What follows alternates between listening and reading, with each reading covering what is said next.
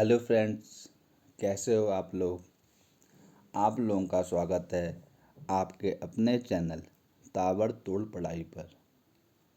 मैं हिमांशु पालीवाल, आप लोगों का दोस्त, गाइड और मेंटर। फ्रेंड्स, अभी तक हमने रिफ्लेक्शन ऑफ लाइट पूरा कर लिया है, ठीक है।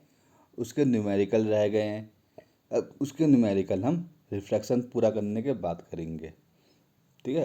तो अब हम समझते हैं कि रिफ्लेक्शन ऑफ लाइट होता क्या है।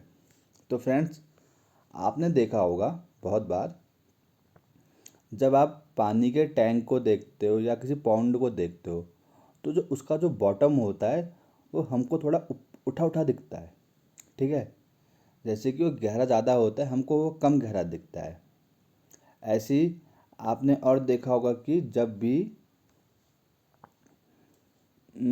जैसे आपने एक वाइट पेपर के ऊपर कुछ लिखा है, ओके, फिर उसके ऊपर आपने ग्लास स्लैब रख दिया, ग्लास स्लैब रख दिया, और जब आप उसको ग्लास स्लैब के ऊपर से देख रहे हो तो आपको लगता है जो लेटर है वो थोड़े बड़े बड़े दिख रहे हैं आपको। ऐसा क्यों हो रहा है, ठीक है। और फ्रेंड्स, आपने ये देखा होगा कि जब आपने पेंसिल को आधा पानी के गिलास में रखा है तो आपको लगता है कि पेंसिल बीच से थोड़ी डिस्प्लेस हुई है। तो ऐसा क्यों हो रहा है? तो जितने ये सब इस टाइप के जो फिनोमेना होते हैं, ये सारे फिनोमेना हैं आपके रिफ्रैक्शन ऑफ लाइट के, ठीक है। तो अब हम लोग समझते हैं कि रिफ्रैक्शन ऑफ लाइट होता क्या है। देखिए फ्रेंड्स, अभी आप डेफिनेशन में समझिए, मैं आपको फिर बताता हूँ। When light travel obliquely from one medium to another, the direction of propagation of light in the second medium changes. This phenomena is known as reflection. Friends, ये देखिए, यहाँ पे आइए, ठीक है।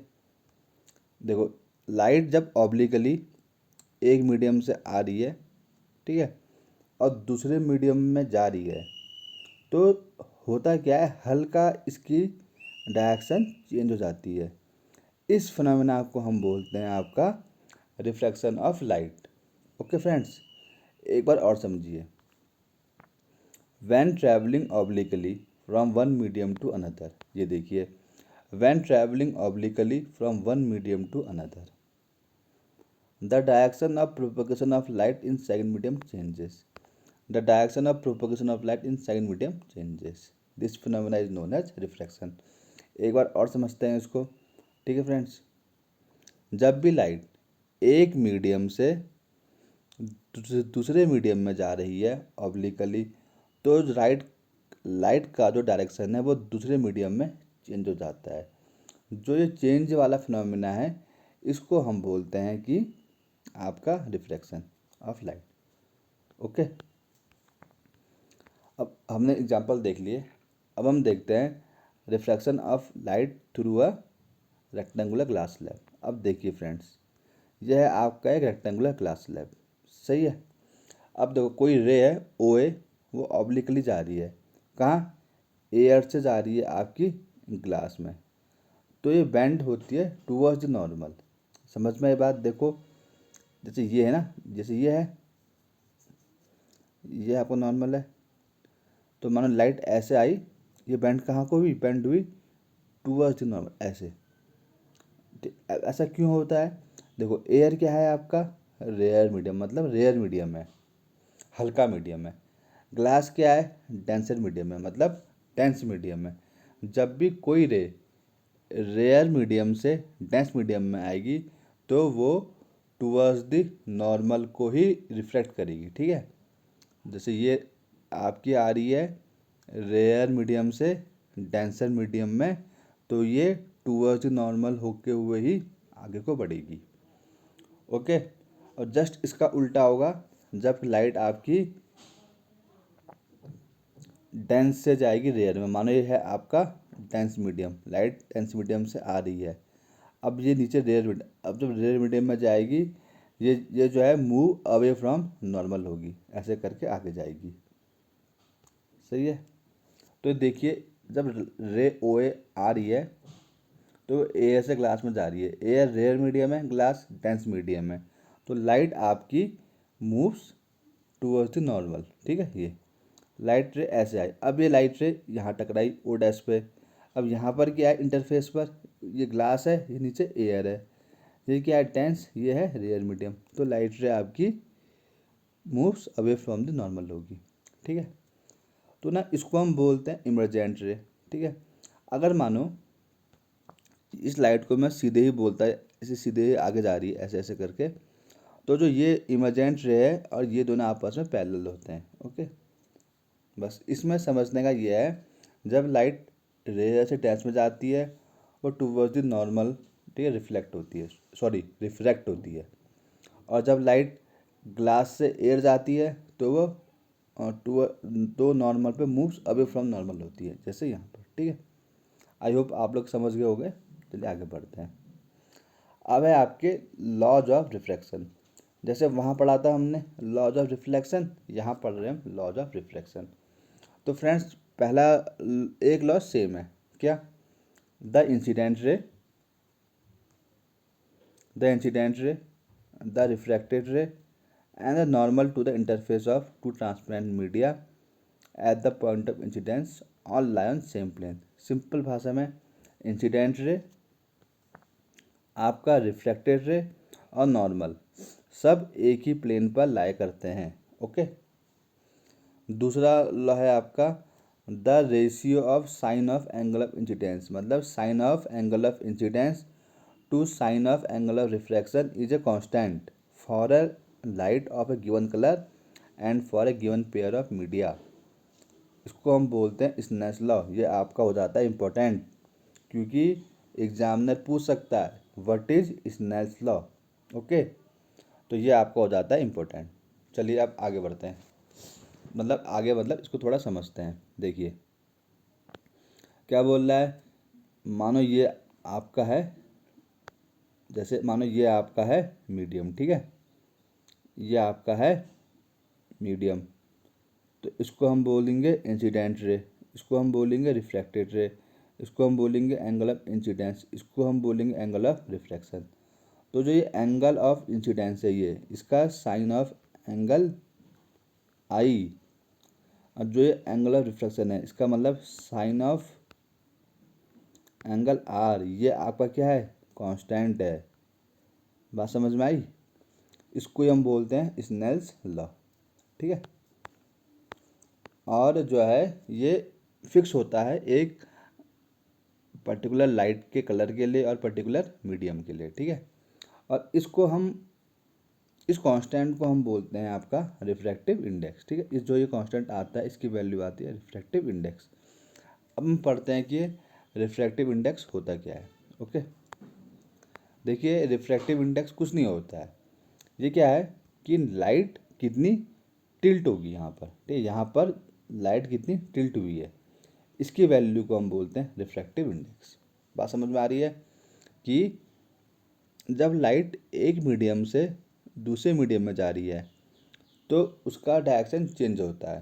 ठीक है, ये हमने पढ़ लिया है।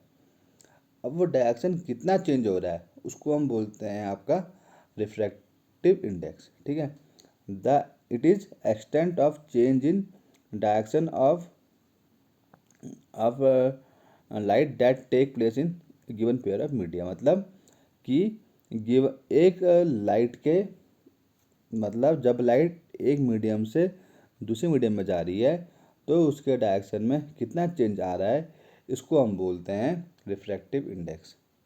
अब फ्रेंड्स एक बात ध्यान दीजिए, मैंने लिखा नहीं है इसमें, जब लाइट रेयर मीडियम से डेंस मीडियम में जाएगी तो रिफ्रैक्टिव इंडेक्स की वैल्यू 1 से कम आएगी। ओके, जब लाइट डेंस से रेयर मीडियम में जाएगी तो उस टाइम रिफ्रैक्टिव इंडेक्स की वैल्यू 1 से ज़्यादा आएगी। फ्रेंड्स इसको मैं नोट्स में ऐड कर लूँगा। ठीक है, अभी क्या है मैंने बताया, अब हम इसको मेजर कैसे करेंगे। देखिए एक मेजर करने का तरीका तो हो गया आपका refractive index equal to sine i upon sine r.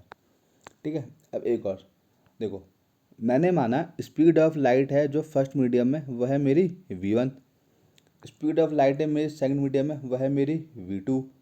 ठीक है, अब मैं बोलूँ refractive index of medium 2 with respect to medium 1, क्या बोल रहा हूँ मैं, refractive index of medium 2 with respect to medium 1। जैसे इसको बोलेंगे हम N21, medium 2 with respect to 1, तो इसका क्या होगा, speed of light in medium 1 upon speed of light in medium 2, मतलब N21 equal to V1 upon T2।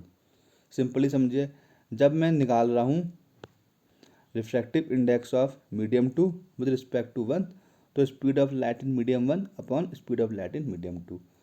अब अगर मैं इसका उल्टा निकालता हूँ, refractive index of medium 1 with respect to 2 मुझे इसका निकालना है, तो मैं बोलूँगा speed of light in medium 2 upon speed of light in medium 1। देखिए ये मैंने यहाँ लिखा है। अब मुझे अगर निकालना है refractive index of medium 1 with respect to medium 2, sorry with refractive index of medium 1 with respect to medium, ये 2 होगा, ठीक है। With respect to medium 2 is known as speed of light in medium 2 upon medium 1, ठीक है। जिसका हमको refractive index निकालना है उसके दूसरी साइड की हम वेलोसिटी या स्पीड ऊपर लेंगे और उसकी नीचे लेंगे, ठीक है। अब एक टर्म आता है एब्सोल्यूट रिफ्रैक्टिव इंडेक्स। आखिर एब्सोल्यूट रिफ्रैक्टिव इंडेक्स क्या होता है, और ये हमारा आज का लास्ट टॉपिक है, ठीक है। अगर मेरा मीडियम 1 वैक्यूम है, मेरा अगर मीडियम 1 वैक्यूम है या मेरा मीडियम 1 एयर है, वैक्यूम है या मेरा मीडियम 1 एयर है, तो रिफ्रैक्टिव, तब जो मीडियम 2 का refractive index with respect to medium 1, उसको हम बोलेंगे एब्सोल्यूट रिफ्रैक्टिव इंडेक्स, ठीक है। जैसे मेरा ये है, ये जो मेरा 1 मीडियम है, ये है मेरा एयर है या वैक्यूम है, और ये मेरा कुछ और मीडियम है। तो जब मैं इसका निकालूंगा रिफ्रैक्टिव इंडेक्स, तो मेरा आएगा, तो उसको मैं बोलूँगा एब्सोल्यूट रिफ्रैक्टिव इंडेक्स। मतलब refractive index of medium 2 with respect to air और vacuum is known as absolute refractive index, okay. अगर मैं बोलता हूँ स्पीड ऑफ लाइट है मेरी C मीडियम 1 में, और V है मेरी speed of light in medium 2, तो उसका आंसर, तो मेरा आएगा absolute refractive index N21 equal to speed of light in air upon speed of light in media. And इसको लिखूंगा N2 equal to speed of light in medium 1 upon medium 2, वो medium 1 कितनी speed C। और friends C की value होती है C is equal to 3 into 10⁸ metre पर second, okay. I guess आप लोग ये सब समझ गए होंगे, और रिफ्रैक्शन पढ़ना ज़रूरी था। इसके बाद हमें लेंस पढ़ना है। लेक्चर थोड़ा सा लंबा हो गया है, आई होप आप लोग पूरा देखेंगे। तो फ्रेंड्स, आज के लेक्चर को यहीं पर एंड करते हैं। आप लोग इस वीडियो को लाइक करिए, शेयर करिए, और अपने चैनल को सब्सक्राइब करिए, और अपने दोस्तों तक बहुत दूर दूर तक पहुंचाइए, ठीक है फ्रेंड्स। जो आप लोगों के डाउट है उसको आप कमेंट्स करिए। तो फ्रेंड्स, मिलते हैं नेक्स्ट लेक्चर में। इस लेक्चर को यहीं पर ख़त्म करते हैं। Okay, bye.